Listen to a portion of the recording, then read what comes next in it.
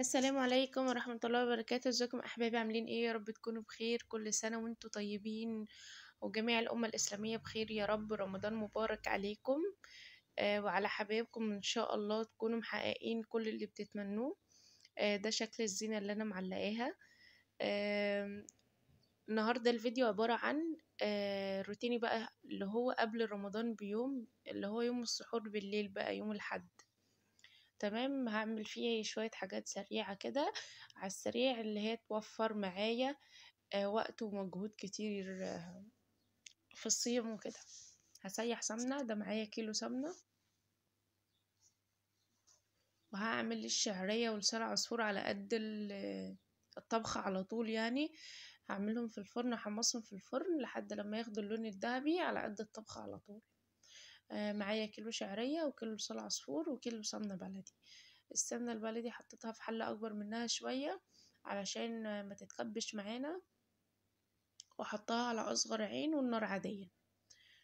تمام كده. تبدأ إن هي تطلع كل المية اللي فيها، وتعمل تطلع اللي هو الرغاوي اللي على الوش دي المرتة. أنا بحط لها شوية ملح صغيرين علشان طعم المرتة يبقى حلو.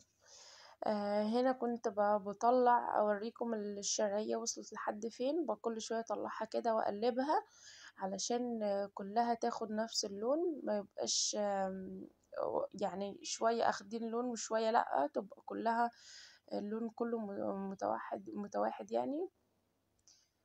وهنا الصدمة، يعني صدمة عمري كلها يعني في الفيديو دوت وفي اليوم ده. السمنة اتحرقت مني، ولعت. آه فانا كنت في المطبخ بساح السمنه، فبنوتي وقعت من على الركنه. فوقعت على راسها، اتعورت. فكنت بقى ملبوخه مع البنت، ان انا بقى بهديها وكده وبشوف لها التعويره اللي في دماغها وكده. فنسيت السمنه دي خالص، ما افتكرتهاش الا وانا داخله بالصدفه المطبخ اجيب لها اي حاجه، يعني اي حاجه تاكلها وكده. لقيت السمنة على البوتاجاز. المطبخ بقى كان مليان دخان، مش عايزة اقول لكم المطبخ كان شكله عامل ازاي. يعني انا من لبختي في البنت نسيت اصلا ان انا بعمل حاجة في المطبخ ولا لا. ومحدش بقى يقول لي ما شمتيش الريحة او ما شمتش اي حاجة ولا حسيت باي حاجة لو انا داخله المطبخ بالصدفة. فيعني زعلت عليها جدا يعني. بس برضو برجع بقول قدر الله ما شاء فعل. يعني الحمد لله اللي هي جت على قد كده، كان ممكن حاجة تانية تحصل، او ممكن مثلا ربنا فدالي بنتي في ان السمنة تولع زي كده. وهنا بقى تبدأ الاختراعات والتجارب آه بتاعتي. يعني أنا طبعا صعبان عليا السمنة. يعني شوفوا السمنة يعني مش باين الفرق بينها وبين الحلة، من كتر ما هي اتحرقت واسودت مش باين الفرق بينها وبين الحلة. فعملت سيرش وعنت ولقيت فيديو لواحدة بتعمل تنقية للزيت المقلي كذا مرة بالنشا ومش عارف ايه، ورجع جديد. فعجبتني الفكرة، يعني خدت أمل شوية، بصيص أمل كده كان فيا ان انا استنفع منها بحاجة. هو طبعا عمرها ما هترجع الطعم، بس ان انا استنفع بيها بأي حاجة. وجبت نشا وعملت، عايزة اقول لكم ان انا عملت على 3 مرات نشا، كل مرة فيها 3 معالق كبار نشا، على امل انها حتى يعني اللون دوت يتغير شوية واستخدمها في اي حاجة. زي ما انتوا شايفين ولا اي حاجة فرقت، لا لون ولا ريحة. هي فيها ريحة الحرق جامد، يعني محروقة متبهدلة، فيها ريحة الحرقان يعني. فزي ما انتوا شايفين كده عملت. بصوا النشا بتعمل ازاي. وعايزة اقول لكم ان الوصفة اللي انا شفتها دي فيك يا جماعة، فيك قوي. يعني مستحيل تكون هي فعلا الزيت اللي هي كانت بتعمل بيه ده هو اللي صورته في اخر الفيديو ده. اكيد هي جايبة زيت نضيف وعاملاه، لانه زي ما انتوا شايفين الزيت كان معاها في الفيديو اسود خالص، يعني زي دوت كده ورجعته جديد. يعني بصوا ابيض اكنك لسه شارياه. فانا شفت الوصفة يعني خدت امل شوية. بس يعني قدر الله ما شاء فعل يعني، واللي عايزه ربنا بيكون. زي ما انتوا شايفين، بصوا النشا عاملة ازاي. هي النشا مسودة، بس عمرها ما هترجع السمنة بيضة، عشان نكون متفقين. انا ما كنتش مصدقة، بس لما شفت الفيديو قلت ما اجرب يعني، انا مش هخسر حاجة، مش هتبقى قد خسارتي في السمنة يعني. فجربت زي ما انتوا شايفين، ولا عمل اي نتيجة. على 3 مرات اكرر النتيجة، قلت يمكن علشان السمنة محروقة قوي مش جايب نتيجة معاها من اول مرة. فصلت الكاميرا وقعدت اجرب مع نفسي، جربت 3 مرات برضو مفيش اي نتيجة.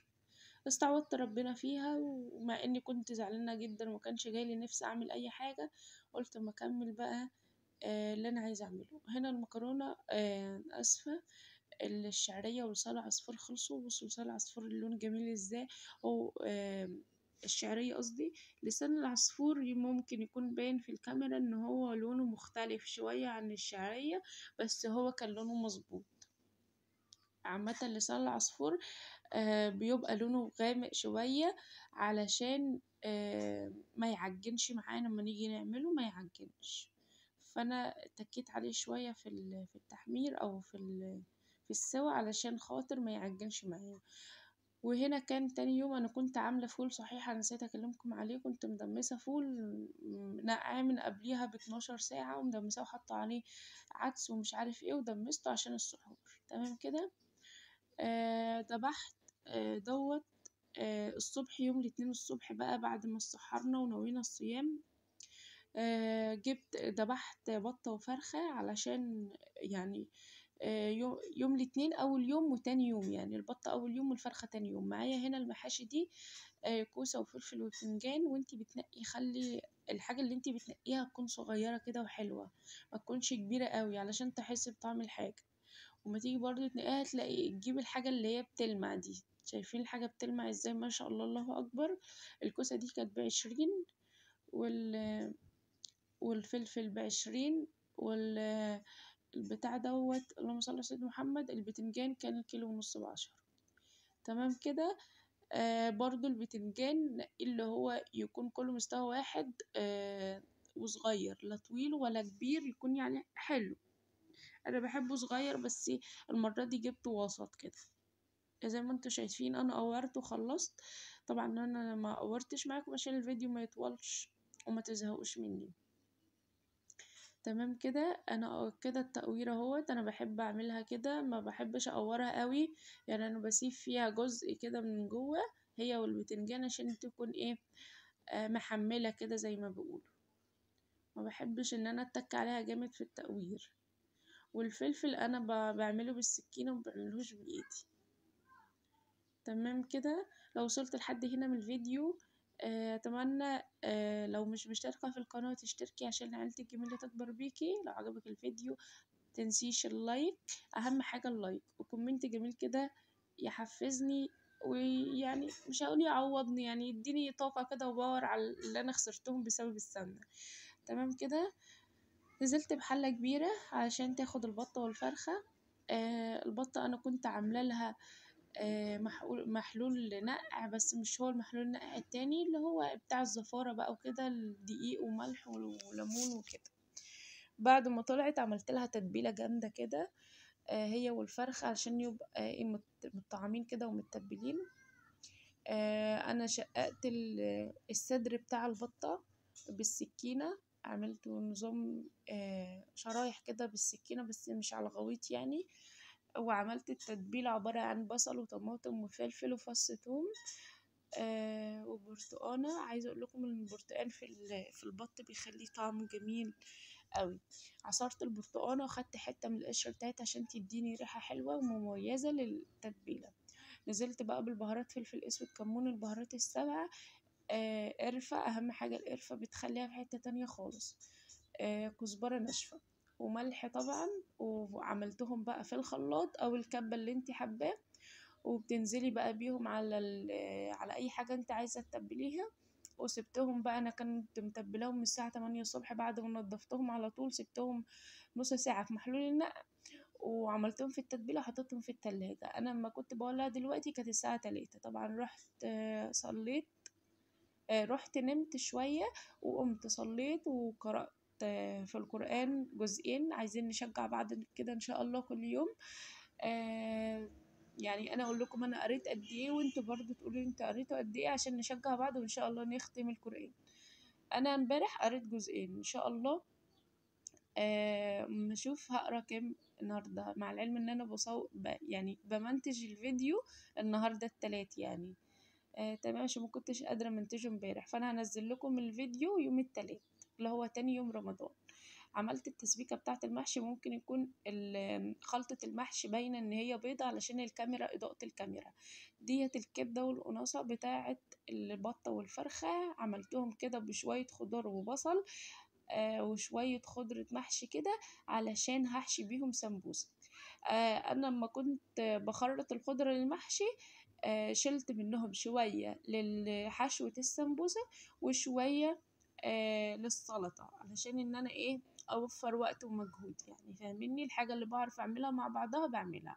وهنا بعد ما حشيت السمبوسة برضو ما صورتش معاكم علشان النور كان قاطع وما كانش فيه إضاءة كويسة.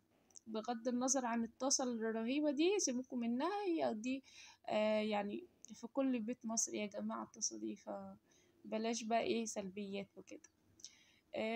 هي اوريدي مكان القلي وكده، فبتاخد اللون دوت مع الوقت. هنا بعد ما الأكل خلص الفطار، وكل سنة وانتم طيبين، يا رب يكون الأكل عجبكم والفيديو عجبكم.